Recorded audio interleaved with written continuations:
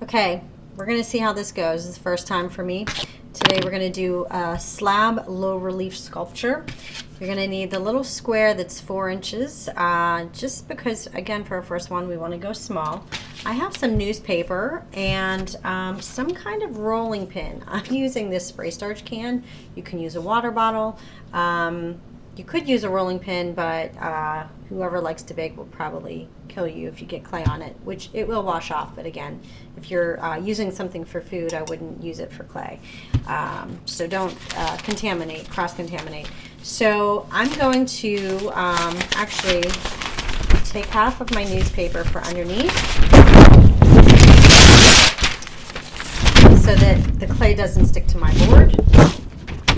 Like that. And notice when I cut it this time, instead of cutting it in a chunk, I sliced it because I'm going to be rolling this out into a slab. If you look above me, the very top one is a demo video from YouTube that I'll share on Google Classroom. And then right above my head is an Egyptian bas relief, low relief. It's basically low relief is sculpture that's flat, like it's not three-dimensional. There's no backside to it, and it's also pretty thin, low relief. I just keep saying that's not making sense. All right, now I'm going to put newspaper on top and then take my rolling pin and try to keep my pressure even in the middle, rolling back and forth. And this is the part that I'm saying is the first, using a spray can as my rolling pin, but I think it should work. So I'm going to peel this away. And that looks good. Now the key is I want it to be consistent. This is really thin, this is really thick. So I'm gonna flip it this way now because it was here, and as I got closer to my body I was adding more pressure. So I'm gonna rotate it this way, and this time try to be more even with my pressure. Maybe I'll stand up, so come on with me and I'll stand up. I'm gonna use the my body weight instead of my muscle, using your body weight to roll out the clay. And hopefully this will be a little more even. In the classroom we have rods that you put on both sides, and that prevents the clay from getting too thin because the rods stop that. Maybe you can use, if you have chopsticks, put a chopstick on both sides. But again, if you don't have that, it's probably better for me at least to try and do it without it for that reason. So now the newspaper again is preventing it. This is a lot better. This is a good thickness, so I'm going to stop there. And I'm actually going to continue to work on the board but with newspaper underneath so that it does still not stick. And now looking at that, I'm going to roll it out just a little bit more just to make it a little bit bigger. This part of my newspaper is starting to get kind of wet. I don't want the newspaper to stick, so I'm going to get a dry piece of newspaper and continue to roll one more time. Just adding a little bit more pressure and trying again to keep it even by putting my hands center and using my body weight instead of my muscle. And let's pull this up. Again, looks pretty good. Now notice when I do this, I'm going to place the card towards the edge because I still want to use this slab on the top for my design. This is where you need a fettling knife, or in this case, my plastic knife. Go ahead and move this up. Just make sure that that fits, and I'm going to literally just slice through the clay. And that is my slab. All the way around. So this is a stencil or a template just to make sure that my tile is exactly 4 inches.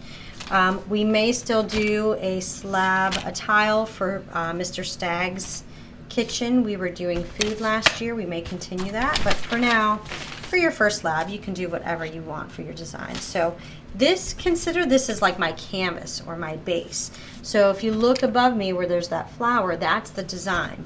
Because I still have my apple here, I'm going to do an apple because I still want to do something for Mr. Stagg. So I'm going to do something food related. So I'm using this just as my reference.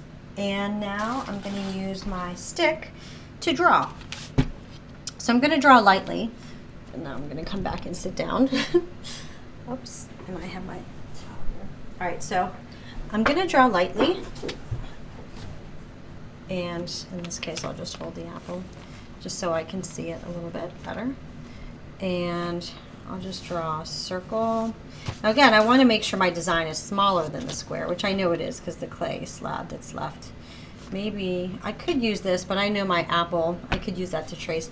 I know the apple's not exactly a perfect circle, so I'm just going to kind of give it that apple form. It's a little flat here. Maybe there. Okay, I'm not going to worry about that little stem because that I'm just going to add a coil later. So again, I'm going to use my fettling knife. And I'll worry about like cleaning off the edges a little bit later. So there's my sort of apple form. Now, what I'm going to do is I'm going to figure out, for this one I'm just going to center it. You could do maybe a more interesting composition off to the corner. Maybe you're doing letters. I'll show some other examples in Google Classroom. But for now, I'm just going to say, let me just center that. Now I'm going to just trace it very lightly around the outer edge, so that I can see where I'm placing it. Think of it as like a puzzle piece. And I'm going to flip this mirror image. Now, remember we did our scoring and slipping with our pinch pots? I want to take my fork and score only the area that the apple's going to go on. Remember Velcro, right? It's my score, and score the back of this. So both sides need the texture, the scoring texture. And I prefer to use my paintbrush for the slip. So make sure your slip is nice and muddy.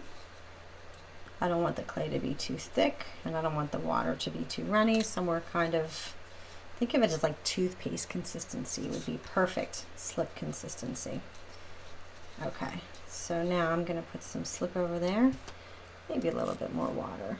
Just kind of roll that in there and fill in those cracks. So the slip, again, is like the glue. Oops. Let me do that. Now at the end of the day, every time you clean up, I always have dry bits of clay, probably from my bag of clay. Those you can wipe right back into this cup, add just a little bit of water.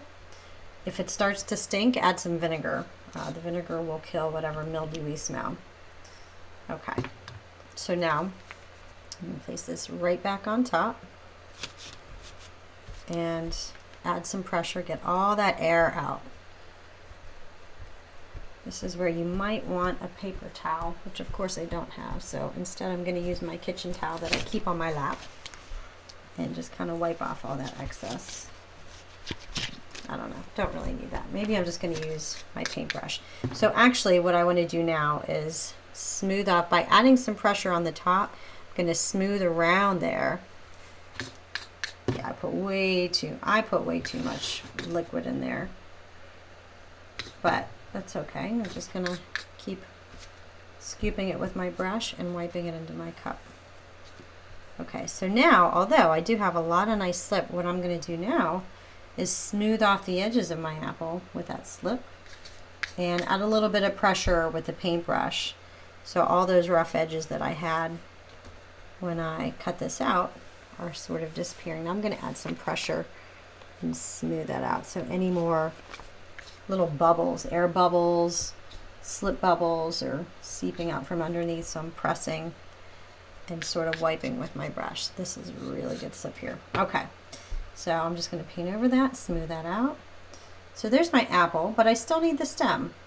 So now what I'm going to do is roll with a scrap, what's called a coil, right? Make a little skinny coil because the stem is really little and skinny. So I'm just going to pick off that end there.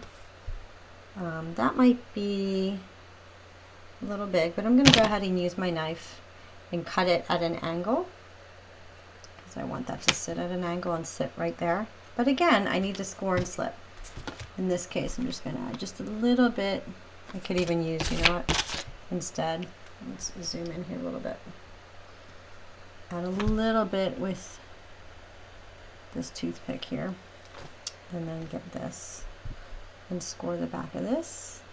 A little bit of slip here, a little bit there. Again, pressure. You need to add pressure, even though the slip is really sticky. As you know, when that starts to dry, you need to add some pressure there for that to really stick. And voila. Now when this is dry, before firing it, if we're in the classroom, we can underglaze it, because underglaze is like staining the clay. I do want to smooth that out a little bit with my apples a little bit. Now I could also actually carve into this if I want to. I created a loop tool for you with the, what can I think? Paperclip. And maybe I want this to be more rounded, so I'll kind of carve away a little bit in here. Maybe make it more three-dimensional instead of two flat slabs. So that's an option. And again, after I go over this, let me go back in there a little bit.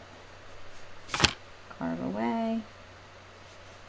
You can use the other tools that you have if you want to add some more to it. And again, I always like to go over it with a brush and put all that excess extra clay at least in there and do that.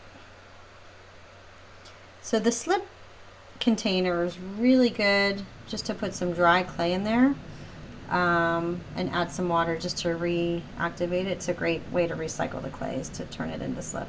You could also recycle clay and re-wedge it, but hopefully we don't need to do that.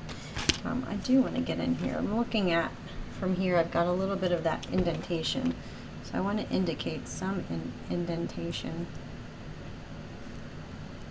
So you can get a little more involved, a little fancier with your design. And like I said, I'll show you some examples that are way more intricate, that have some textures on it. Because this is an apple, there's not really too many textures.